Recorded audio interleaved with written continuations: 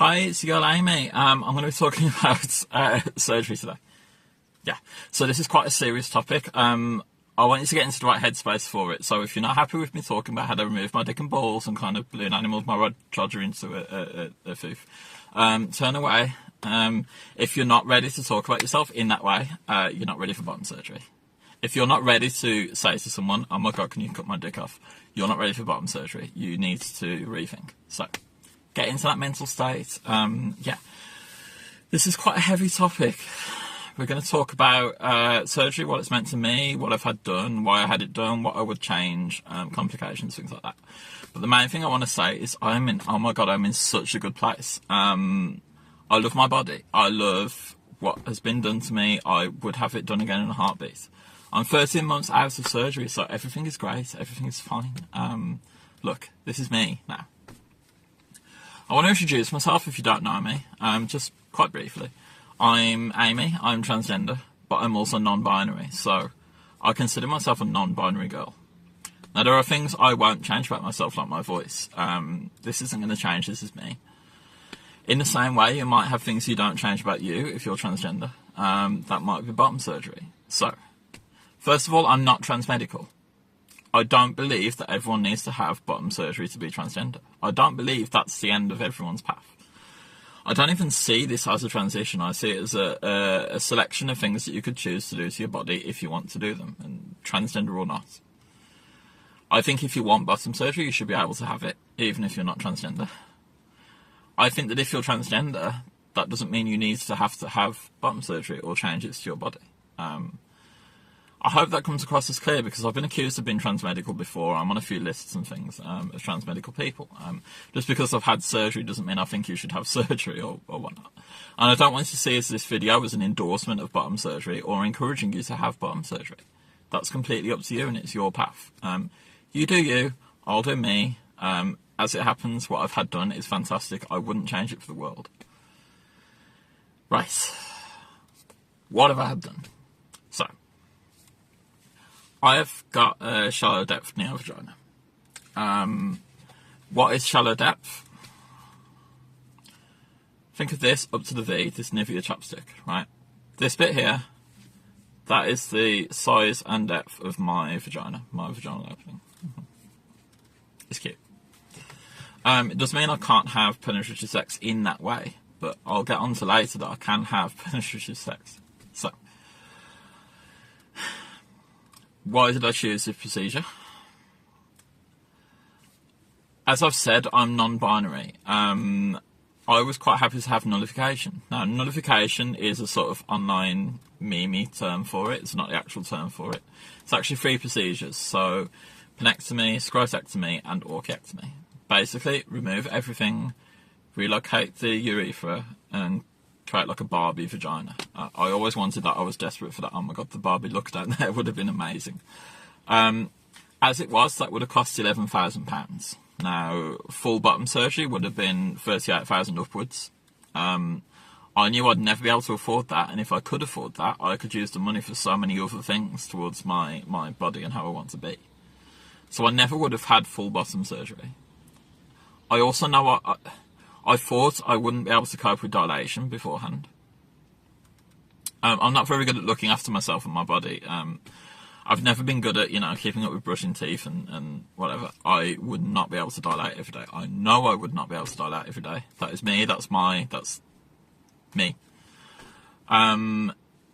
If you're happy to have that, that's absolutely fine. And I know a lot of people who have had full GRS who are fine with dilation.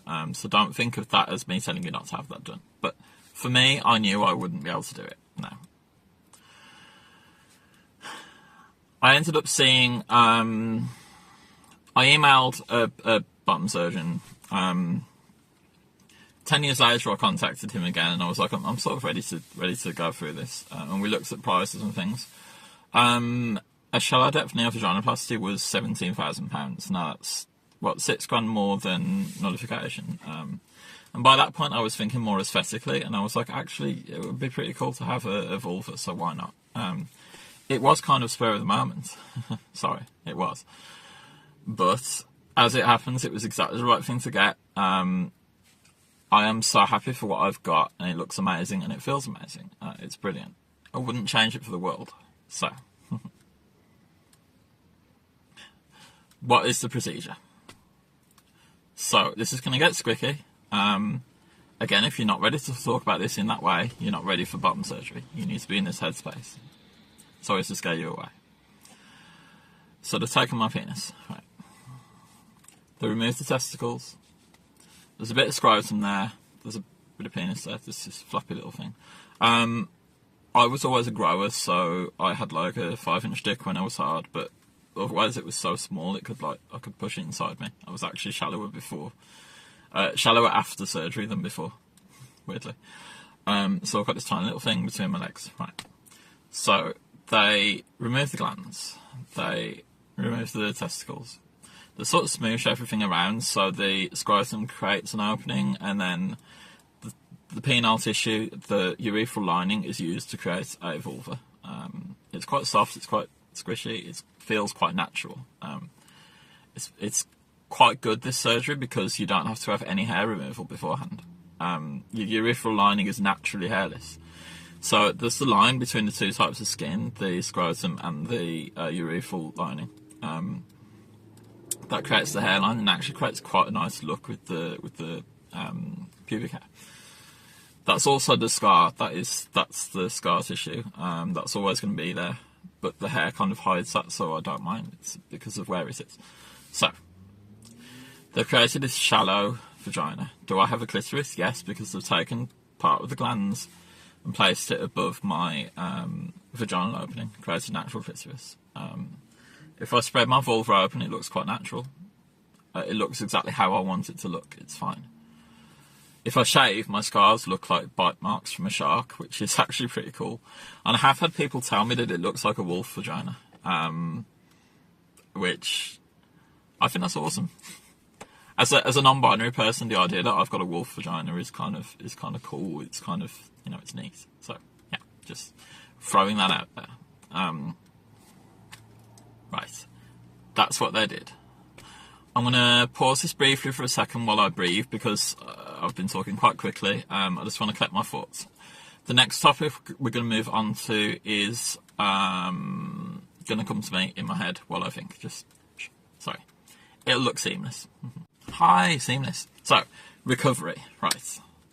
What was recovery? What did it mean? Now, when I told my boss I wanted bottom surgery, I walked up to him and I said, I'm going to need some time off work. And he put his hand up and he says, Amy, look, whatever you need, you take it.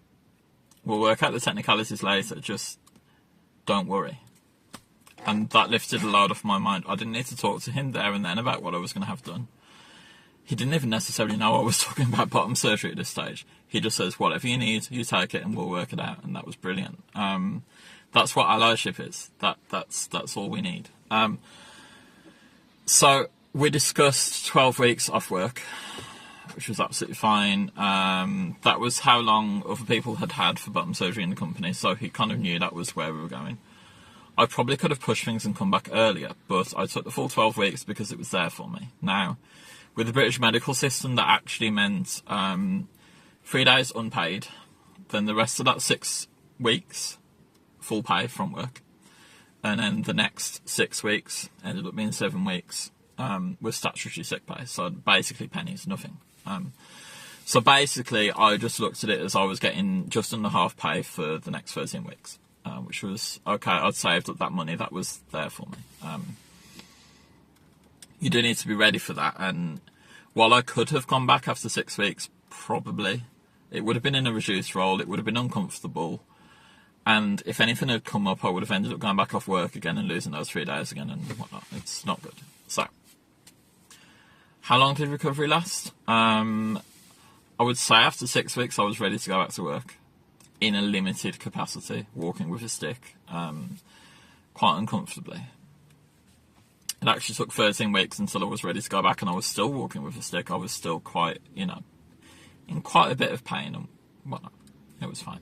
Discomfort, not pain. So, I went into hospital on the Tuesday.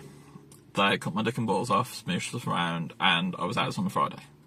This is actually too soon, I think, because I wasn't really in a state where I was ready for self-recovery, but I was getting paranoid in hospital. I was seeing things that weren't there, and I knew it was a result of the drugs and whatnot. I needed to get out of there, and my social anxiety was playing up. It was safer for me to be at home doing self-recovery than to be in hospital, and so I told them I was okay to leave, and I left. I actually left with the catheter still inside me. We discussed it with the surgeon, and he said because of the 2-hour trip home, it might be more comfortable for me to wear the catheter until I got home and to remove it myself afterwards. Big mistake. I hated it. I hated having this thing hanging from my vagina. I hated the thought I'd have to remove it and potentially rip stitches and whatever as the dressings came off and whatnot.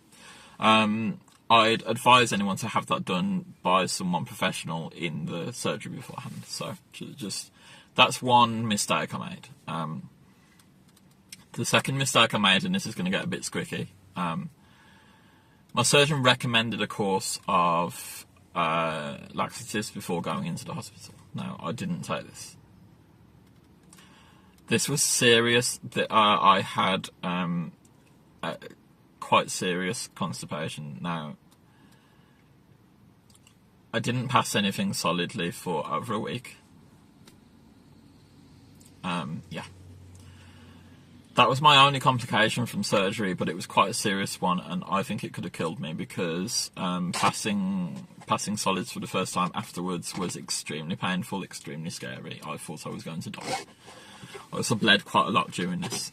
So yeah, just consider that.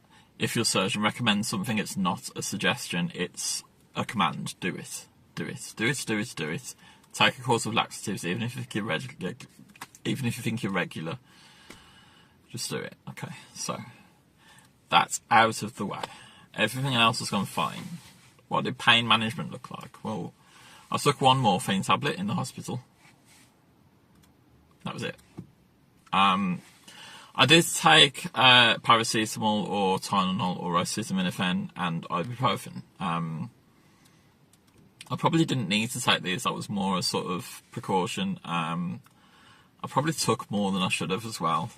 But that's just the sort of person I am. I'm always taking Tylenol, you know. It helps with some things. I don't think I needed to.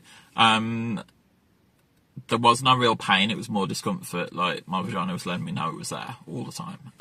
It wasn't hurting, it was just telling me it was there.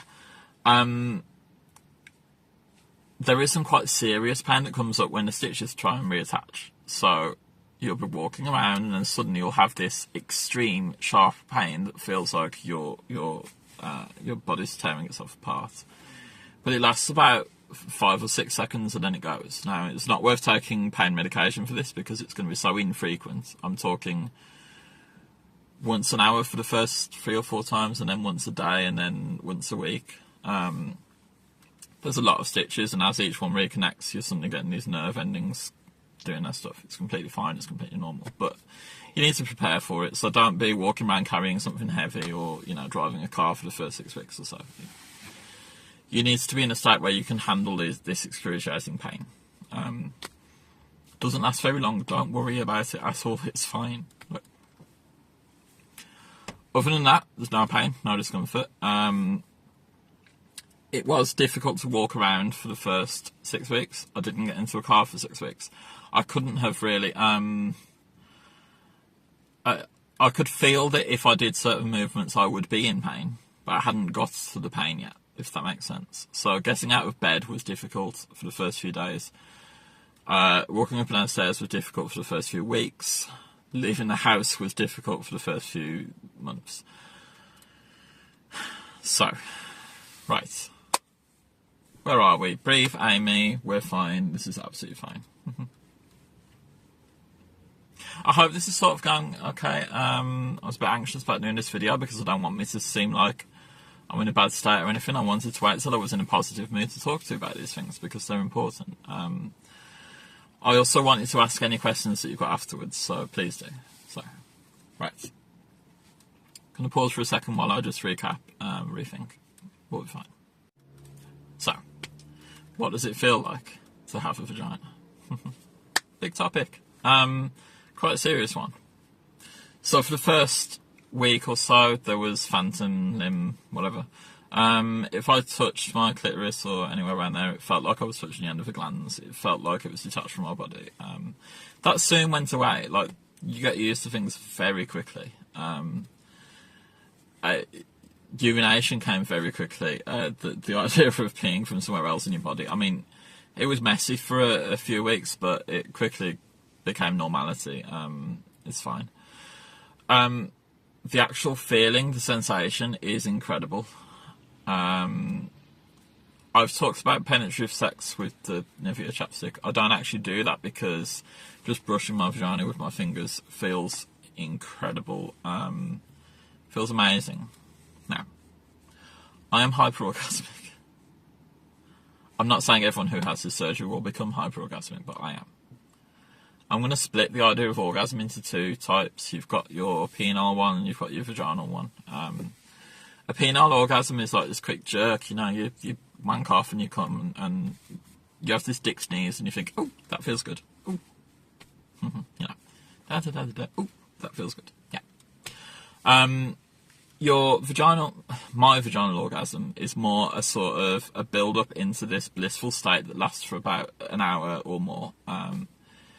It's gradual, it builds up, you get there, you kind of climax, there isn't fireworks or anything, but you feel like you've reached a different state. That's different to this dick sneeze. Before surgery, if I looked at someone attractive or whatever, I'd get an erection, you know. Woo. Hey, Mr. Little Dick, what's woke you up? You know, I've looked at the tree the wrong way or something silhouette or whatever. That's just what happens to people with penises, you know. We're walking around and suddenly we've got an erection, and because there's girls around us, that just happens. I'm very sorry, it's not sexist, it's not misogynistic, it's just what happens. This still happens afterwards, but what I get is dick sneezes. Now, I've said that is what I call the penile orgasm. So, basically, I'll be walking around, and if I see something attractive, oh my god, I've come, you know. Am I saying that I'm walking around coming all the time? Yes. I'm lucky enough that I had a girlfriend for a while. She was beautiful. Everything went really well. You know, we parted on mutual terms. It's fine. But we met up. We walked across Manchester with holding hands, and I was just coming the entire length of the journey. I was just orgasming over and over and over and over again. Now, not these big full-blown female orgasms that I'm on about, but the prior penile orgasms, the dick sneezes. So basically, I'm just skeeting all over the place. I'm just like these little tiny feelings of ejaculation just all the time. It has quietened down as the months go on. It's not quite as intense, it's not quite as annoying, and I don't know if it will just taper off and just become normality eventually, but basically, if I'm walking around and I see someone attractive, I'm going to come on sight there and then. Again, this isn't misogynistic, it's not sexism, but if I see a beautiful woman, I'm going to come right there, just uncontrollably, just, oh my god, I've just come, blah, blah, blah, whatever. Sorry. This is quite rare. This isn't something that happens to everyone who has this surgery. I'm the only person I know who has this experience of hyperorgasmicality, whatever you want to call it. Feeling myself feels amazing. Brushing the skin feels incredible, so I don't need to penetrate myself because the feeling outside my vulva is enough. It's amazing. Oral sex, cunnilingus. Yes, it feels great, but it's also overstimulation completely. It's actually quite difficult to bear with. I'm not saying I didn't enjoy it, because I did, but it's quite a lot to cope with. It's too much. It's too much sensation to the point where it almost hurts. Now that could be good for people, you know, if you're into that, if you're into BDSM. I would like to be tied down and eaten out, just so that I couldn't control this sensation and have that overstimulation, whatever. But yeah, for your average sex life, that's not no. It's not something I do every day, put it that way. What about penetrative sex? No. Yes, I've had penetrative sex with my vagina. I can't accommodate it in my vaginal cavity, but I can accommodate the head of a penis in my vulva. It's deep enough to do that. It's, you know, there's enough room in my vulva to accommodate the head of a penis. I'm quite lucky in the sense that it's that deep. I don't know if everybody has a vulva that deep when they have the surgery, but for me, it is deep enough and sensitive enough that sex feels amazing. And I've mentioned my prior girlfriend.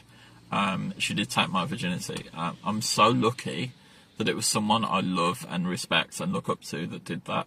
We did it in the right setting. It was in a hotel room. It was romantic and beautiful. It was amazing. And when I came, my vagina contracted and pulled her inside me, and she came. We came together. It was brilliant and amazing. The form of penetrative sex that I can have is incredible. I didn't expect to be able to have it, so that was a sort of bonus. No. I hadn't lost my virginity beforehand. I had never put my silly little dick, in anything whatsoever. So this felt special to me. It felt like I was losing my virginity, and I was, and it was amazing. I had been railed anally before. It's a different experience. It's a different thing. That wasn't my virginity. That was just a silly little experience. So, yeah. Sorry. It's fine. Right. Gonna breathe, recap, get my thoughts together, and then we're gonna move on. So, the reason I've paused there for a little bit is that what I want to discuss next is serious. You need to listen to it wholeheartedly, 100%. If you're going to go for bottom surgery, you need to take all of this into account. Right. I know about 10 girls who have had bottom surgery. Some of these are close friends, some of them are acquaintances, you know, followers and what. Some of us went through this journey together. Some of them have had it, 10, 15 years ago, whatever. Generally, it goes fine. They're all dilators, they've had full GOS. They're fine to do that. They're quite happy with their vaginas afterwards. They like what they have now. It's all gone well, apart from 2 cases. Now, 2 people that I know have had vaginoplasty and lost all sensation downstairs, completely. Now, 2 out of 10 sounds big, but we're talking anecdotally, and they've probably reached out to me because of what I'm talking about and whatnot. So, don't think of it as a 2 in 10, just think of it as a higher proportion than you might expect, to the point where you need to consider this before you go into surgery. You need to be ready for this to happen before you go into surgery. You need to be in the mindset that you could lose all sensation down there. Now, I mentioned I was going to go for nullification beforehand, so if this had happened to me, I would have been in a state I was happy with anyway. I wouldn't have known what this hyperorgasmic sensation is like. You can't have this surgery expecting that hyperorgasmic sensation. You can go in generally expecting to have good sensation down there, but you need to also expect that you could lose everything. You need to be in a state where that's not going to be the end of you. As drastic as that sounds. You need to be ready for this to happen. You need to be happy for that to happen to your body. If you lost everything, would you be okay? If you lost everything, would you be in a better state than if you had a silly little dick between your legs? Think of it that way. Think of it that seriously. And it's important. This is your livelihood. This is your genitals. This is, it's big. So please consider that. Please consider whether this is right for you. That said, I have never once questioned what I've had done. I've never thought, oh my God, what if this was the wrong thing to do? And I've never retrospectively looked back and thought, oh my God, what have I done? I don't even think about having a penis before. I can't even picture what having a penis was like. That almost isn't me anymore. That was never me. That was just a blip in my journey. I only know me with a vagina. This is just me. This is just my body and my life. That's just how things are. I can't even picture what it would be like to have a penis. It's quite wild to me. It's quite strange. No. I hope you've enjoyed this video. If you haven't enjoyed it, I hope you've taken something from it anyway. I hope it's been a positive video. I hope I've sounded positive. I want to finish by just saying I love my life. I love my body. I love me. I love you. You're doing great. Whatever your journey ends up being, you're fantastic. The fact you've watched this video is fantastic. You're taking ideas and opinions on board. If you have dilatory full GRS, good on you. Please, don't think that I'm saying that wasn't the right thing to do. I know I wouldn't have been able to do it. Retrospectively looking back with how serious the recovery was afterwards, I know I wouldn't have been able to cope with dilation. That would have been in the end of me to use hyperbole. Hyperbole? Whatever. Hyperbole. Like the Super Bowl. But yeah. Anyway. Sorry. I've drifted. Yeah. So I would not have been able to cope with dilation. That would have been the end. That would have been too much. Recovery was serious enough for me that I couldn't have done that on top of that.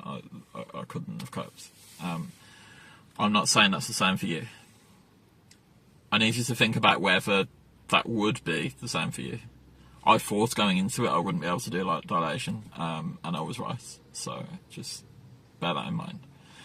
If you are happy to do it, and if you do get a full GRS, well done and congratulations. And oh my god, I'm so happy for you. If you end up not getting bottom surgery at all, that's also amazing. Don't worry about it. There might be other options. You could get an orchiectomy. Orchiectomies are fantastic. I know a few people that have had that, and they're doing really well with that. There's also non-binary surgeries. Why not have a glandsectomy? Why not have a bifurcation? Cut your penis in two, so you've got two dangly bits, whatever. Anyway. Gonna pause again. Gonna breathe. And then I'll cap this off with my final message to you. Okay. So yeah. What I want to say to you is this. Look, use me. Use me as a resource. Use me as something useful to you. It gives me great joy that I could be useful to someone. There's two things you could use me for. The first is if you have any questions about me, my body, my experience, my vagina, please ask them. Even and especially if you think they would offend me, if you think they are deeply personal, if you think I would be uncomfortable answering them, if you think they're squicky and talking about issues that you wouldn't find on Google, because that is the point. I wish I'd been able to have the answers to some of these questions that are quite serious before going into surgery. And for example, if I'd known about the constipation issue, I would have been a lot safer going into this. So look, if you have a question to ask, don't think of it as too silly, don't think of it as too serious, don't think of it as too deep, just ask it. If you want to ask it privately in a DM and have me answer it publicly, that's fine. If you want me to answer it privately, I will, but I'd rather other people got to see the answer, if that's okay. I'm not going to give YouTubers access to my socials because I'd rather people found my YouTube from my socials. I'd rather those people saw these videos than YouTubers. I'm sorry, but I don't gel with YouTubers because of the algorithm that sends horrible videos my way. So just, I'm sorry, YouTubers. I'm sure you'll find me on social media. Right. The second thing you can use me for is if you're going through surgery, if you're on the run up to it, or if you're currently in it, contact me. I've had a few girls who are going through this who contact me during the surgery and afterwards to discuss what's going on, discuss whether things that are happening are fine or normal. I won't be able to answer everything, and often my answer will be, I don't know, but we'll work through this, or bringing up someone else's anecdotes, or my own anecdotal answers that don't really help other than to say, look, this is normal, what you're going through is normal. I stood up from the toilet one day and it was like the bottom had fell out of the market, so to speak. Sorry, so I wasn't going to use euphemisms, but it was like someone had got a water balloon full of blood in my bladder and just opened it, and there was blood all over the kitchen. Everything was red. Bathroom, not kitchen, sorry. Everything was red. Now, I was terrified. I thought, oh my God, I've broken my vagina, I'm going to die. No. When I contacted my friends, they were like, oh yeah, that just happens. Yeah, that's just something that happens, but you should know these things, right?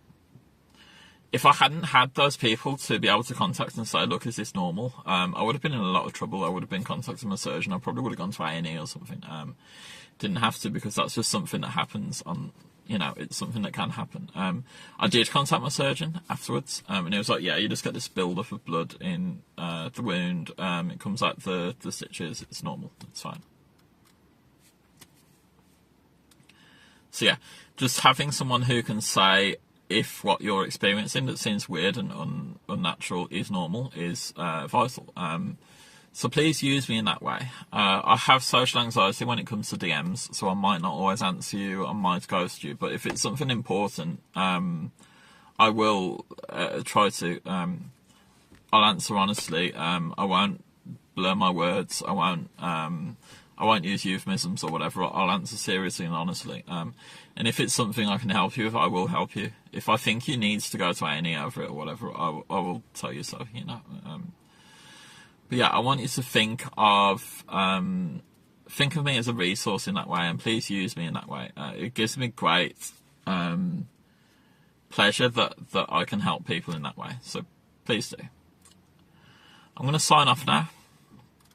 I might do more videos later where I talk about this stuff, especially if questions come up from this video. I want to finish by saying, again, I'm not transmedical. I don't think you have to have surgery to be transgender. I don't think this is everyone's path. I don't think this should be everyone's path. But for me and my path, this is the right thing to do. I feel amazing. I love myself. I love my body. I love you. I love me. We're fantastic. We've got this. And breathe.